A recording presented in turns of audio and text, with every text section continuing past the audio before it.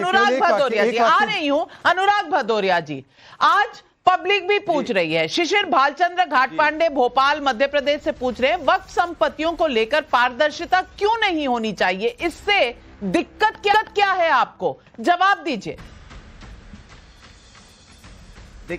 देखिए, पहले बता दूं कि भारतीय जनता पार्टी के प्रवक्ता को बियर बार बड़ा याद आ रहा है।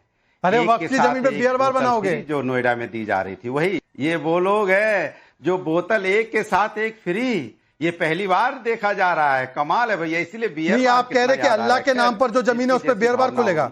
दूसरी अनुराग भदौरिया कह रहा है कि अल्लाह के नाम पर दी गई जमीन पर बियर बार खोलो।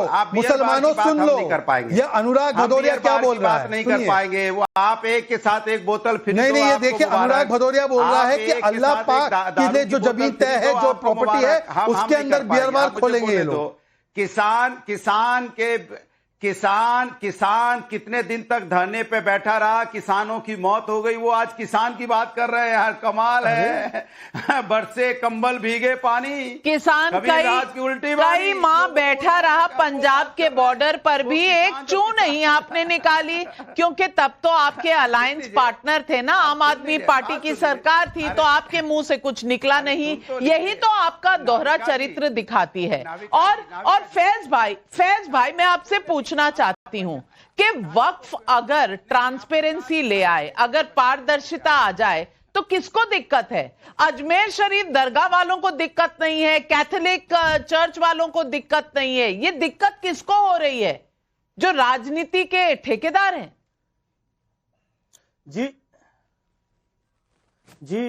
आदरणीय नाविका जी, आपने बहुत अच्छी बात स्पष्ट कर दी अपने कॉन्क्लेव में, मैं सुन रहा था उसे। अमित शाह जी के मुख से आपने स्पष्ट कहलवा दिया कि भाई किसी की मस्जिद नहीं छीनी जाएगी, कोई कब्रिस्तान नहीं छीना जाएगा, और ये रेट्रोस्पेक्टिव बिल नहीं है। उन्होंने बिल्कुल क्लियर कर दिया आपके सामने, पूरे देश की जनता के सामने।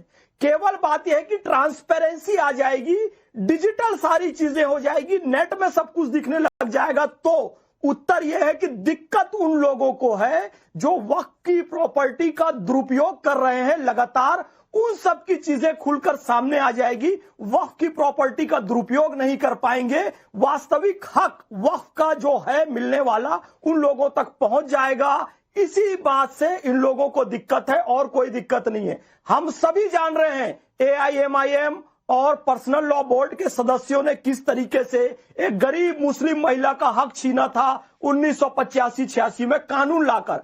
अब गरीब मुस्लिम बच्चों का, महिलाओं का, बेरोजगारों का हक छीनने जा रहे हैं। जब ट्रांसपेरेंसी की बात आ रही है तो उसका विरोध कर रहे हैं। रेगुलेशन सही हो सके, डीएम के हाथ में बात आ सके, सब चीजें खुलकर सामने आए, तो ये लोग उसका विरोध कर रहे हैं क्योंकि ये लोग उसका दुरुपयोग करना चाहते हैं। आपके चैनल से एक बात नाविका जी, बस एक बात और कहना चाहूंगा। चंद्रबाबू नायडू जी, चिराग पासवान जी, नीतीश कुमार जी, प्रगतिशील मुसलमान आपके साथ में हैं। आप इस बिल को आने दीजिए, किसी धमकी से डरने की आपको जरूरत नहीं है। अल्लाह आप लोगों को लंबी उम्र देगा। करोड़ों मुसलमान जो आज बेरोजगार हैं, अशिक्षित हैं, उनके लिए कॉलेज बनेंगे, स्कूल बनेंगे, अस्पताल बनेंगे, वो सब आपको दुआ देगा। किसी MIM की धमकी में आपको आने की जरूरत नहीं है। मुस्लिम पर्सनल लॉ बोर्ड से ब्लैकमेल होने की जरूरत नहीं है। सारे मुसलमान जैसे इंस्टेंट ट्रिपल तलाक प्रगतिशील मुस्लिम महिलाएं आपके साथ हैं, यहाँ पर भी प्रगतिशील मुसलमान आपके साथ हैं। मुसलमानों की किसानों की मौत हुई, तब जाके आपने कानून वापस लिया। अरे विपक्ष तो देश के भले की बात करता है, विपक्ष तो हमेशा अच्छी राय देता है। अगर आपने किसानों के बिल बनाने के पहले विपक्ष की बात मान ली होती तो किसान क्यों बात होती किसानों की? आज अनुराग भदौरिया जी, पिछले हफ्ते आप कहां थे? 10 दिन पहले आप कहां थे जब पंजाब के बॉर्डर पर डंडे पड़ रहे थे? तो आप कहां चले गए थे? कहां गुम हो गए थे? कुंभ के मेले चले गए थे, वहां तो गुमे हुए लोग मिल गए। आप कहां गुम हो गए थे?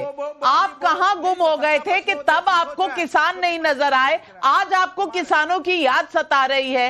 ये बार बार बेमौसम बरसात जो आप करते हैं ना अनुराग भदौरिया जी, इसी पर पब्लिक पूछ रही है। राकेश कौशिक करनाल से पूछ रहे हैं, अजब है, हिंदुओं की लड़ाई काशी मथुरा छीनने की है, लेकिन यहां मस्जिद दरगाह छीनने का माहौल बनाया जा रहा है, ऐसा क्यों? अब जवाब दीजिए अनुराग भदौरिया जी।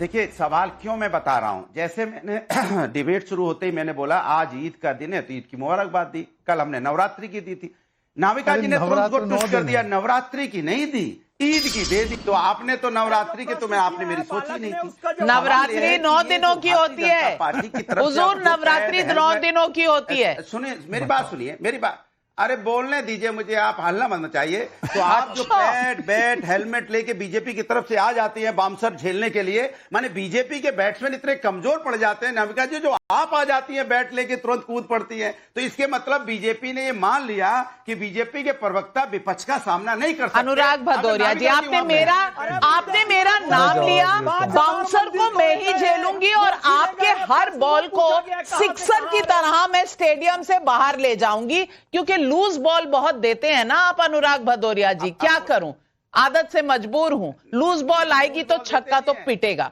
लेकिन आपने मेरा नाम लिया था, मैंने जवाब दिया, अब दर्द हो गई तो बीजेपी की याद आपको आई, जवाब अब मैं अनुराग जी से, क्योंकि अनुराग जी क्रिकेट के बड़े खिलाड़ी हैं, तो जो बॉल बॉलिंग ही नहीं हुई उस बॉल को भी खेल लेते हैं और आउट हो जाते हैं। मुझे बताइए अनुराग जी, ये मस्जिद छीन जाएगी ये प्रावधान कहां देखा आपने?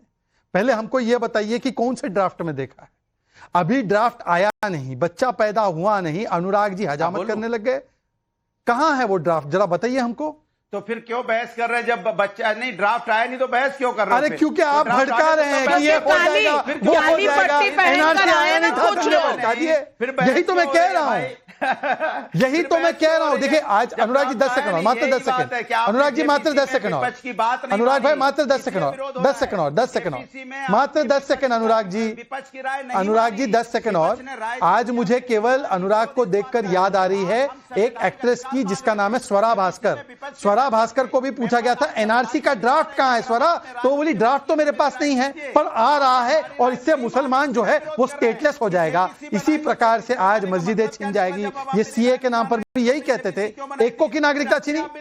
अब देखिए भाई, देखिए आपके सारे बॉल वाइड हो गए, सारे वाइड बॉल डाल दिए, सारे वाइड बॉल, खेलने लायक बॉलिंग नहीं करते आप।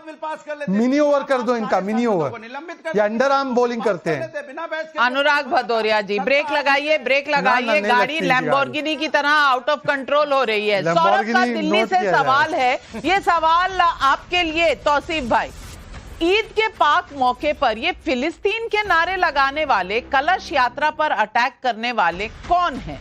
सुरेंद्र नथानी का धनबाद से भी सवाल है, आप लोग ये बताएं कि वक्फ संशोधन बिल में ये कहां लिखा हुआ है कि कोई मुस्लिम अगर अपनी संपत्ति वक्फ करना चाहे तो वो संपत्ति वक्फ बोर्ड की ना होकर सरकार की हो जाएगी? किसी ने नहीं कहा, तो ये डर क्यों सता रहा है? और फिर गंदा धर्म कहां से आ गया, यह आपने अभी तक नहीं समझाया।